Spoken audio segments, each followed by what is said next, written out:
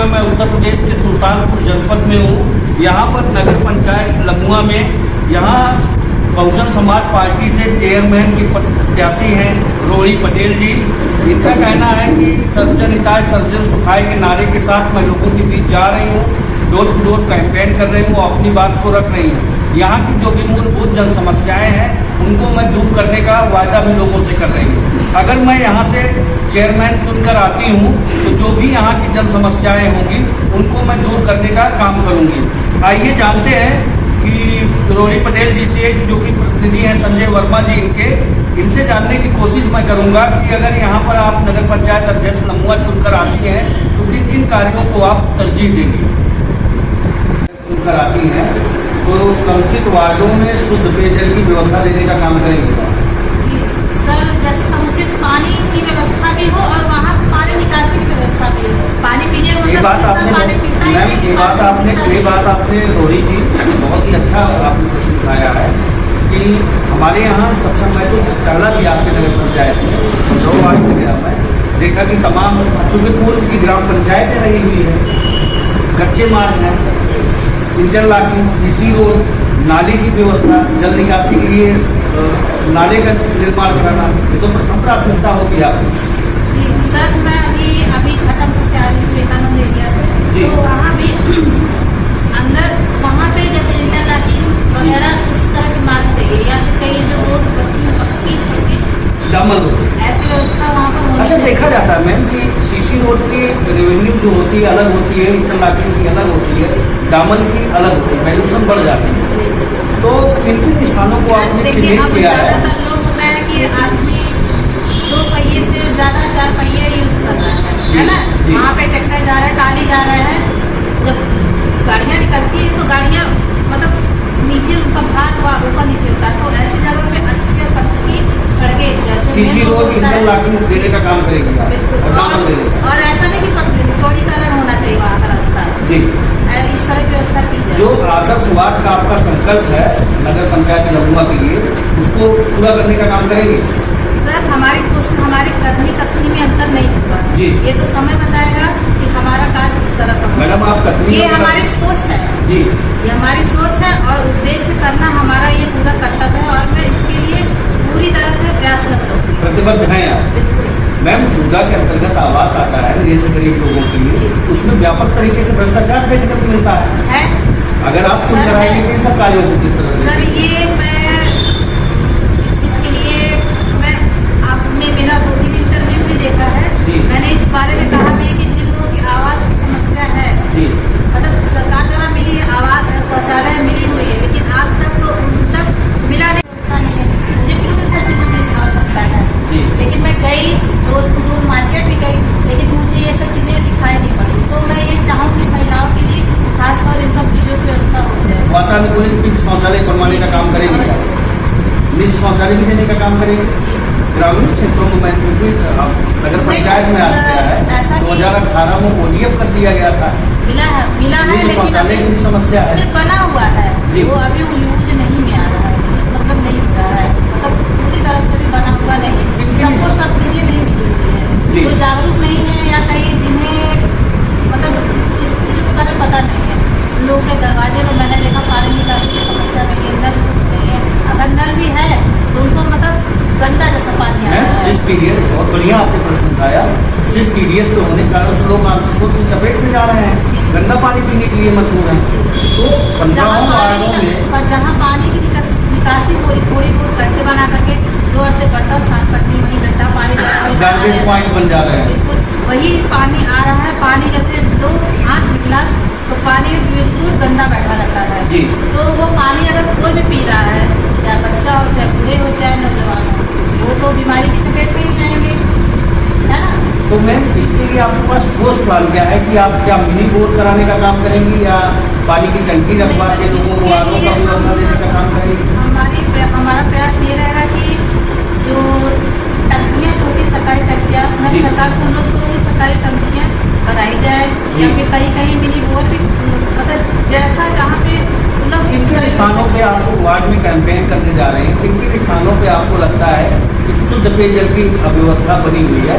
अगर मैं चुन के आऊँगी तो शुद्ध पेयजल के लिए वहाँ आरओ का या मिनी बोर या प्राथमिकता देने का काम? सर आज हम घाटमपुर विवेकानंद नगर गए, वहाँ भी मुझे कुछ जगहों पर जो हमारे दलित लोग हैं उनके यहाँ मैंने देखा कि बहुत ज़्यादा पानी निकासी की या पानी पीने की समस्या बहुत ज़्यादा थी। तो वहाँ पर वेदुपारा में जो बिल्कुल अंदर बिल्कुल ग्रामीण क्षेत्र है, बिल्कुल मतलब पानी निकासी की या पानी पीने की समस्या बिल्कुल नहीं है। और ये हमारा ये आपका शायद राधापुर श्रीनगर मतलब कई ऐसे वार्ड हैं जहाँ पर ये हम मान के चले। अभी मैं नगर पंचायत लमुआ में टहल रहा था, मैंने देखा कि लोगों ने बताया कि डीओ प्रशासन के तौर पर यहाँ पर लोग थे, डेंगू का कहर चरम पे था, लेकिन समुचित वार्डों में फॉगिंग तक की व्यवस्था नहीं करा पाई। लेकिन अगर आप यहाँ से चुनकर आते हैं नगर पंचायत अध्यक्ष, इन सब कार्यों को किस तरह से आप सर्वप्रथम जिस तरह से आपने बताया कि इतनी सारी बीमारी वहाँ पर मैं समुचित वार्डों की व्यवस्था करना चाहती हूँ, जिससे कि जो हमारी आम जनता है कुछ लोग मतलब इस चीज़ की जागरूकता नहीं है, तो उन लोगों की मैं समुचित वार्डों की व्यवस्था करूँगी ताकि ये उन तक समय समय पर दवा का छिड़काव होता रहेगा। जी हर समय 15 वार्ड में प्रतिदिन मतलब कहते प्रतिदिन 2 दिन दूसरे तीसरे दिन दवा का छिड़काव होता रहेगा और उचित चिकित्सा की व्यवस्था की जा सकेगी। क्या किस तरह का चिकित्सा सेवा देने का काम करेंगे आप? सर कहने का मतलब जैसे जैसे मौसम बदलता है मौसम के अनुरूप बीमारियाँ फैलती हैं। मोहल्ला क्लिनिक देने का काम करेंगे या किसी कैंप लगवाने का काम, किस तरह का काम करेंगे?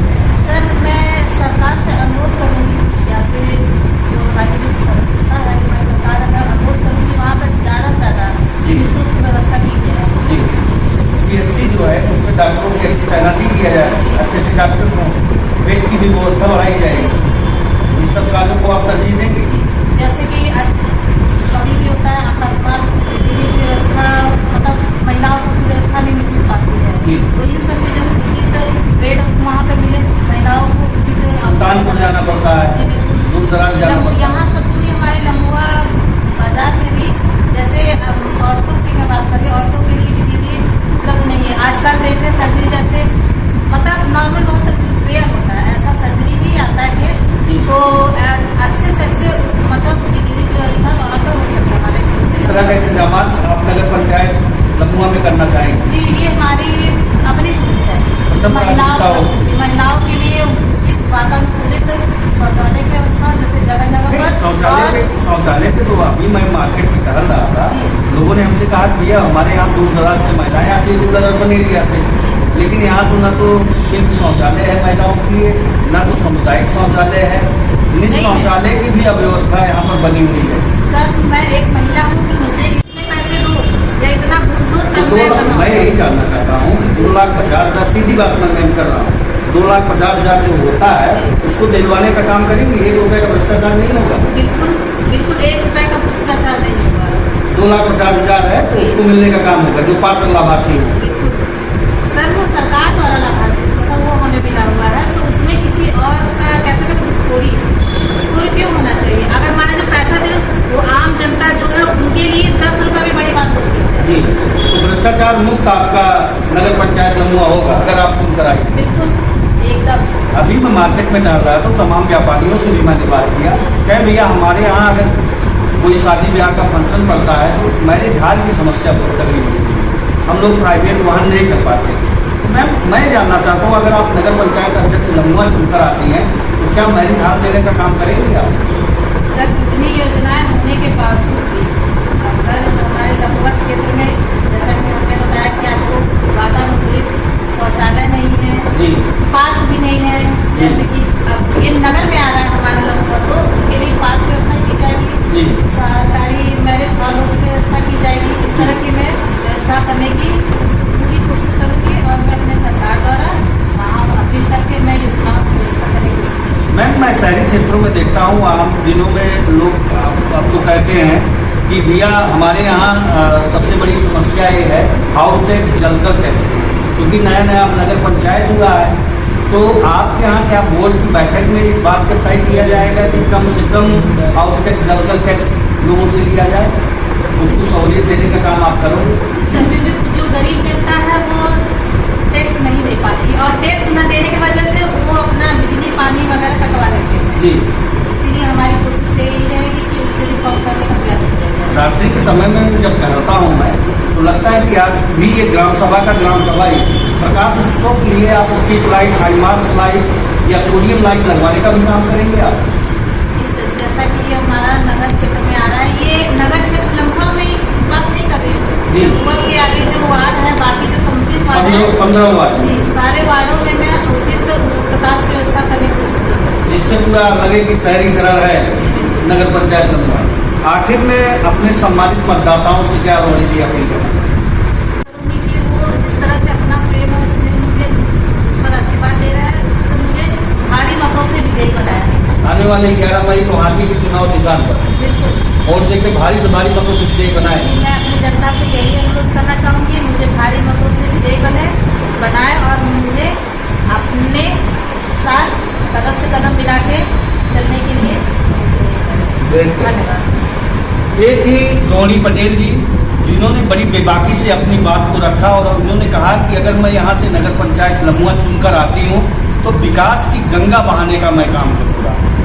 आपकी बातों से ये लगता है एक अटल जी की हमें पंक्ति याद आ गई, क्या हार में क्या जीत में किंचित नहीं भयभीत मैं, हार नहीं मानूंगी रार नहीं ठानूंगी, काल के कपाल पे लिखती हूँ मिटाती हूँ, गीत नया गाती हूँ गीत नया गाती हूँ। नए जोश के साथ नई उम्मीद के साथ आप चुनाव मैदान में हैं। इनका ये भी कहना है कि अगर मैं यहाँ से चुनकर आती हूँ तो आदर्श वार्ड नगर पंचायत बनाने का जो मैंने संकल्प लिया है, हमारी कथनी और करनी में कोई अंतर नहीं है, उसको मैं करके दिखाऊंगी। एक दम भी मैं रखती हूँ। यूपी न्यूज से सुरकाश मिश्र के साथ में संजय सिंह की